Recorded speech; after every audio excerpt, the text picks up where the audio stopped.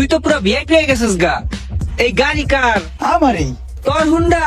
হ, এটা কেমনে সম্ভব মামা? আমি তো এই রেস্টুরেন্টের ম্যানেজার। তুই এই রেস্টুরেন্টের ম্যানেজার? বন্ধু সত্যি করে একটা কথা কত, আসলে কাহিনীটা কি? তুই এরকম ভিআইপি কেমনে হয়ে গেলি?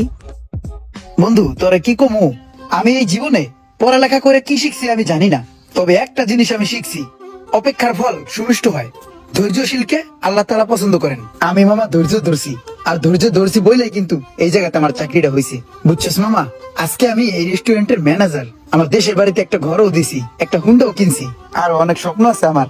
আমি আস্তে আস্তে ধৈর্য ধরিয়া আমার সব স্বপ্নগুলো আমি পূরণ করবো। এখন ক, তোর কি অবস্থা, তুই কি করতেছস? আরে বন্ধু আমার কথা আর কইস না, কয়দিন হুন্ডা চালাইছি, কয়দিন গাড়ি চালাইছি, কয়দিন রিক্সা চালাইছি, আবার গেঞ্জিও বেচছি।